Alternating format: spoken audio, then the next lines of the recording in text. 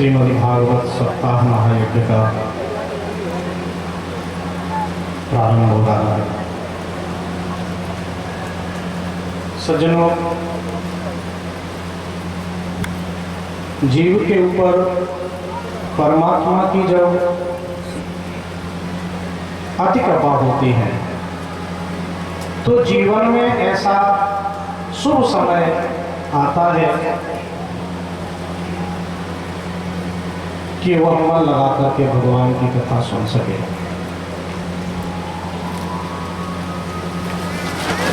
भागवत के मार्ग में ही आता है, भाग्योदयेन बहुजन्म समर्जितेन सत्संगमं च लभते पुरुषो यदा वै अज्ञान हेतु कृतमोह मदान्धकार नाशम यधाय तदो उदयते विवेक। कहते हैं किसी एक जन्म का पुण्य उदय हो तब हम भागवत सप्ताह सुन सकें, ऐसा नहीं है। बहुजन्म समर्जितेन, बहुत से जन्मों का पुण्य जब उदय होता है तब व्यक्ति भागवत कथा सुन पाता है। बहुजन्म समर्जित, बहुत से जन्मों का पुण्य उदित हो तो अभी कह रहे हैं क्षण भर का सत्संग मिले तो समझो बहुत से जन्मों का पुण्य मिला, और 7 दिन लगातार भागवत कथा सुनने का अवसर मिले तो न जाने कितने जन्मों का पुण्य जब उदित होता है तब ऐसा शुभ समय हमारे जीवन में आता है।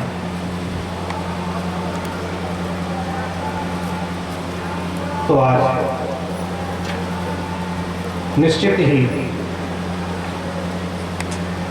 आप सभी का भाग्योदय हुआ है कि आज आप इस भागवत कथा के शुभारंभ में उपस्थित हुए हैं।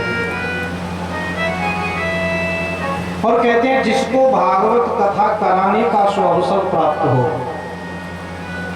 उसका तो कहना ही है। कई जन्मों का पुण्य और उनके पूर्वजों का आशीर्वाद। तो आज निश्चित ही हमारे श्री खेमचंद यादव जी,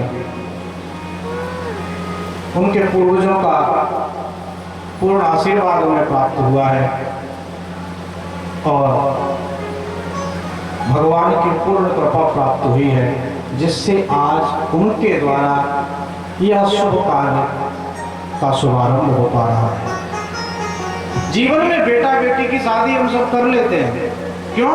क्योंकि वह सामाजिक उत्तरदायित्व है हमारा, करना ही पड़ेगा, नहीं तो समाज जीने नहीं देगा। तो हम चाहें तो और न चाहें तो वो काम तो करना ही पड़ता है।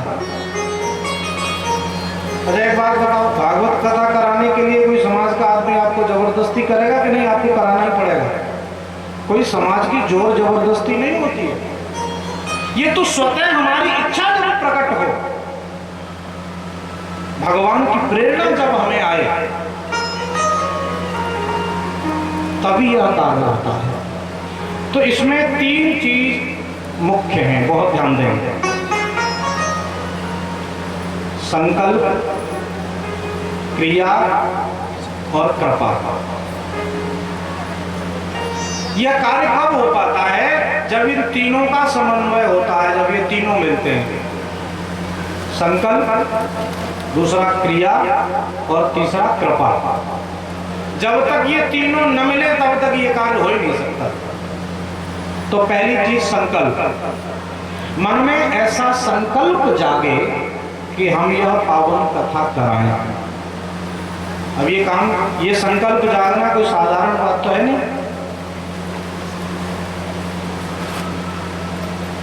बाकी सांसारिक संकल्प हर किसी के जागते रहते हैं, लेकिन ऐसा आध्यात्मिक संकल्प हमारे अंदर जागृत हो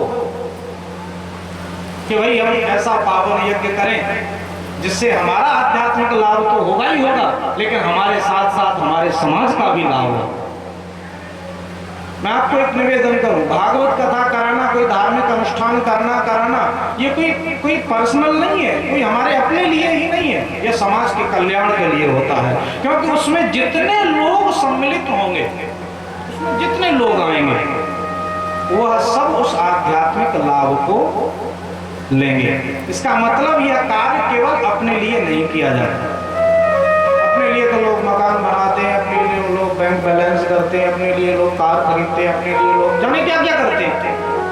लेकिन आध्यात्मिक कार्य जो भी होता है वो सिर्फ अपने लिए नहीं, वो तो समाज के कल्याण के लिए होता है, समाज के लाभ के लिए होता है। हमारे साथ साथ हमारा समाज भी आध्यात्मिक उन्नति को प्राप्त करे, इस भावना से, इस कामना से किया जाता है।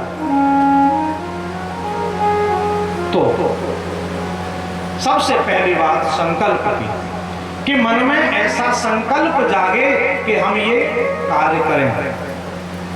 अच्छा, संकल्प जागे, मन में विचार आए कि हम भागवत कथा करें।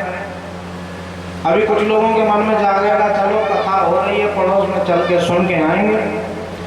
फिर मन में आएगा थोड़ी देर बाद, ये मन ना बहुत कुछ सोचता रहता है, थोड़ी देर बाद मन में आएगा अभी तो पहल आते हैं, थोड़ी देर कथा होगी, अब क्यों कूलर की हवा छोड़ के जाएं टेंट में बैठे। ऐसा है, कल से देखेंगे। और कल भी क्या सोचेंगे पता है, अब चलो देखते हैं, शाम को चलेंगे। और शाम होते होते कुछ और काम लग जाएगा, फिर सोचें अब चलो कल देखेंगे। और कल देखते देखते सातों दिन निकल जाएंगे, लेकिन यहाँ तक नहीं पहुंचेंगे। ये आवश्यक नहीं, लेकिन कुछ लोग जरूर ऐसे होंगे, देख लेना। अच्छा, मन में संकल्प तो जागा, लेकिन हम सातों दिन यही सोचते रहे, बस जाएंगे कथा सुनेंगे, जाएंगे कथा सुनेंगे, और मन में सोचते ही रहे, यहाँ तक आए नहीं कथा, एक दिन सुनी नहीं, तो आप बताइए क्या वो संकल्प सफल हो पाएगा? नहीं होगा। संकल्प जागृत तो हुआ,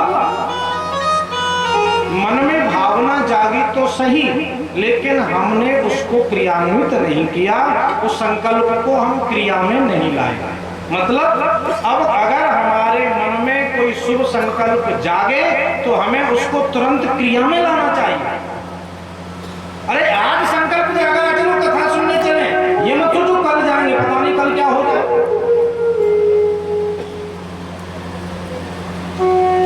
कल को जरूरी थोड़ी है कि हमारी भावना ऐसी रहे कि हम चले कथा सुनने के लिए, कल हो सकता है मन में आए काय की कथा, काय का लोग काय के लिए जाना है, थोड़ा सो। मतलब शुभ संकल्प अगर जागृत हो तो हमें उसे तुरंत क्रियान्वित करना चाहिए, क्रिया में लाना चाहिए। तो पहली बात संकल्प, दूसरी बात क्रिया। संकल्प जागा तो हम उसे क्रियान्वित करें, उसे क्रिया में लाएं। तो तीसरी बात है कृपा की।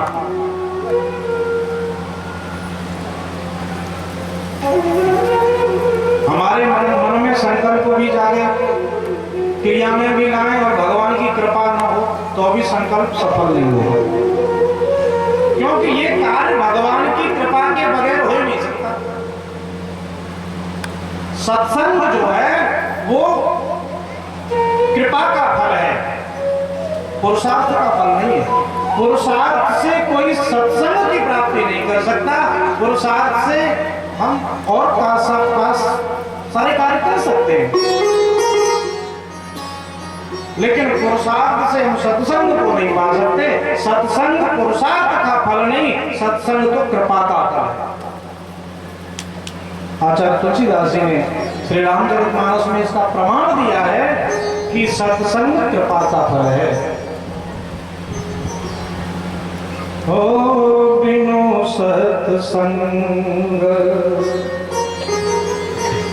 विवेक न होई, बिनु सत्संग विवेक न होई, बिनु सत्संग विवेक न होई, सत्संग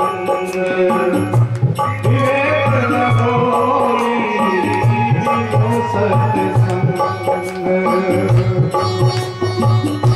बिनु सत्संग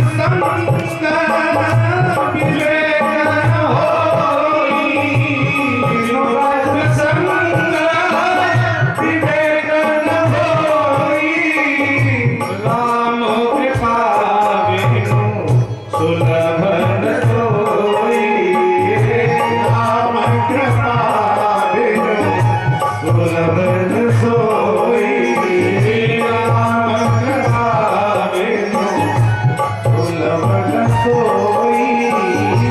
राम कृपा सुलभ न सोई।